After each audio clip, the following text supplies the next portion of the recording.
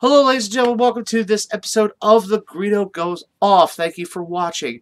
Well, it was officially rendered that the trial between C.M.Punk and PunkAmman and WWE Medical's Dr. Chris Amman has come to a close, and the jury has reached a verdict.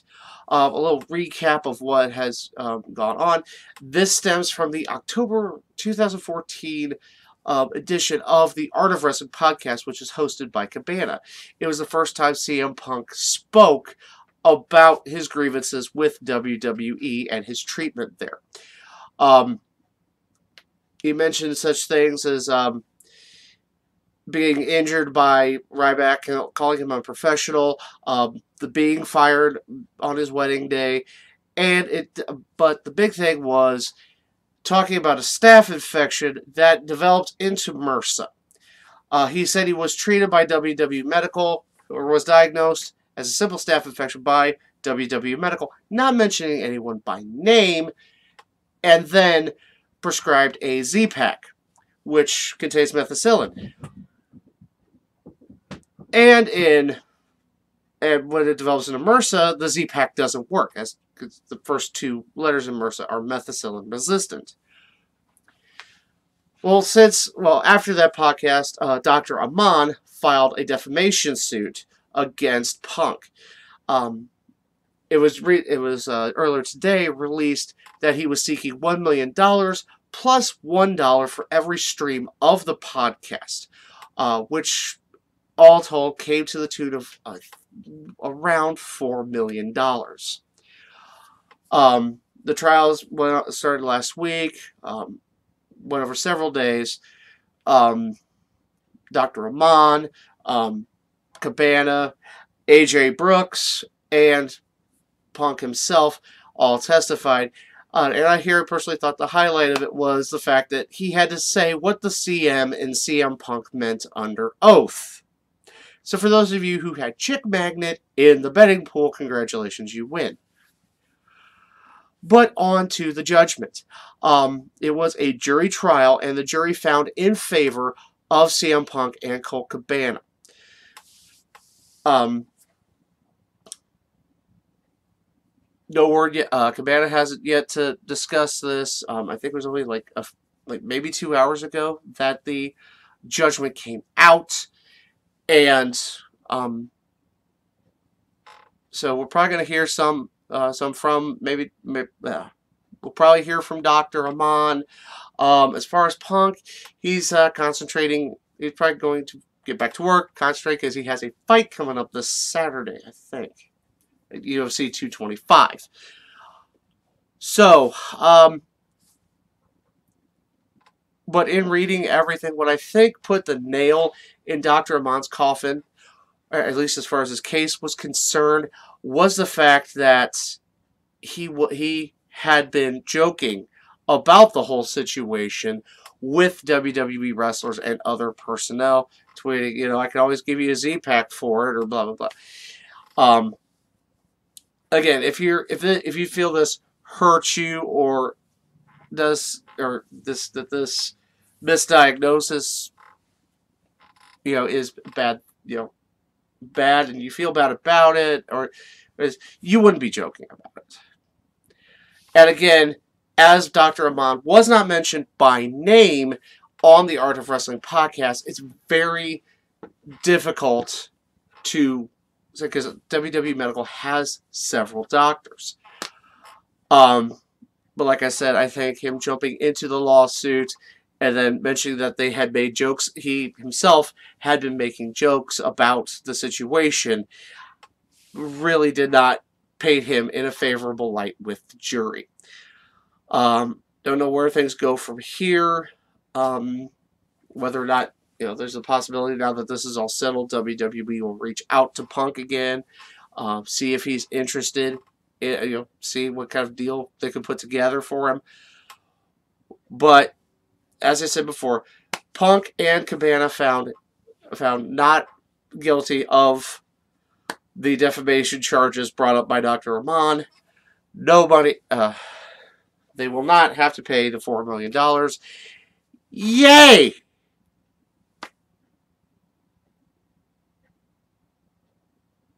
kind of hard to wrap up things like this. Now on to news from Impact Wrestling, and that is the merging of the Impact World Championship and the Impact Grand Championship. As we know, the Impact Grand Championship was a secondary title made by the company, having a very specific rule set. It involved three-minute rounds, where you could win by a decision, or you can win the match by pinfall or submission at any point in any round. It's not entirely clear as to why they've chosen to eliminate the Grand Championship. It's I mean, it was pretty much made basically to mimic MMA rules by Billy Corgan when he was, at least in his mind, in charge of Impact Wrestling. It's not entirely clear if they are going to make another secondary title in addition to the X Division title. But again, I just find this interesting because, like I said, the Grand Championship, it just seemed the whole concept just seemed convoluted and seemed like they were just trying to pull into the MMA audience. I mean, it does harken back to the old British wrestling, which they wrestled in rounds. But again, it just seemed very gimmicky, having a match with just these sets of rules and the whole round thing. So I'm actually in favor of eliminating the Grand Championship, which since Austin Aries has both, Wrestling Thanos is what people are calling him now. But again, I do hope that they come up with like another secondary title. Was it? I mean, they had what the the television / league / whatever the heck else they were calling it title. And again, I hope that they do come up with another title, and hopefully one that has a better name. Well, ladies and gentlemen, some more big news in WWE's hiring of women.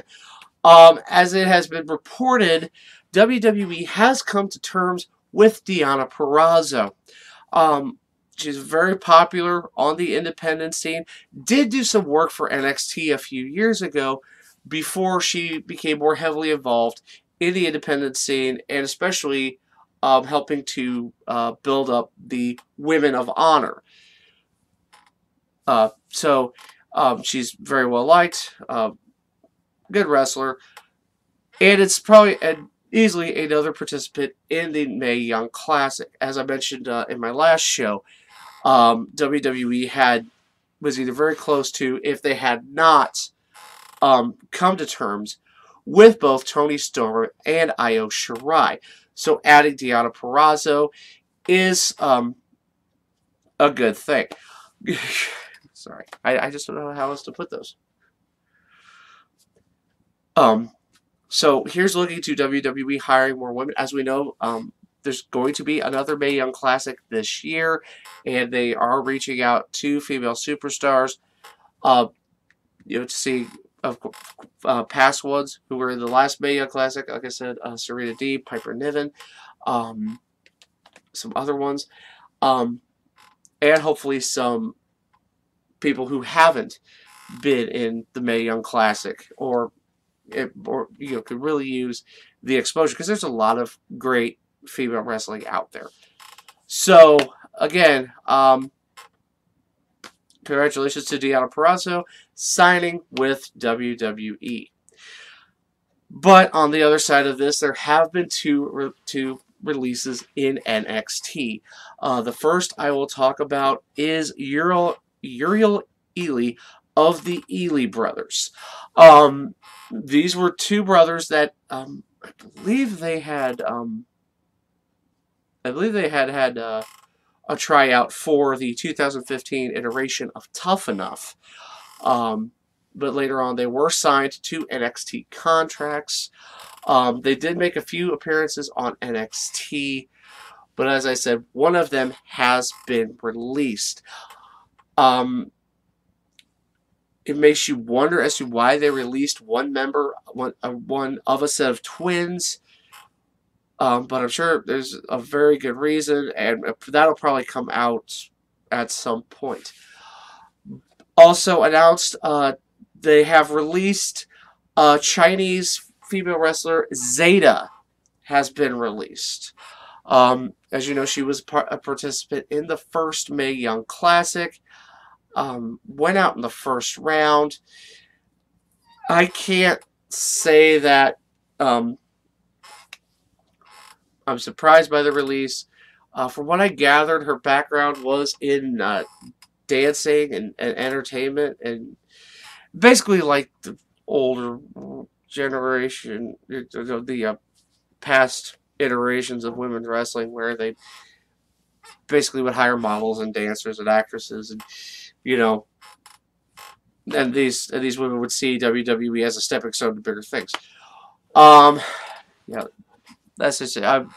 She in her match in the Mae Young Classic, she just looked really green, and I'm guessing she has not progressed as well as WWE had hoped, so they have decided to part ways. You don't want to see anybody get fired. I myself would like to get fired. I'm hoping I don't get fired. Please don't fire me from my own podcast. That would really suck. Well, that is going to do it for this episode of The Guido Goes Off. Once again, I thank you folks for watching. So what do you think of the topics I covered in this episode? As always, feel free to drop a line in the comment section below, and you can always talk to me via my social media. And please like this video, share it with everyone you know, and of course, if you have not subscribed to the channel, please do so, and hit the bell for notifications of new episodes. So, until next time, I am the Guido, and I think we're done here.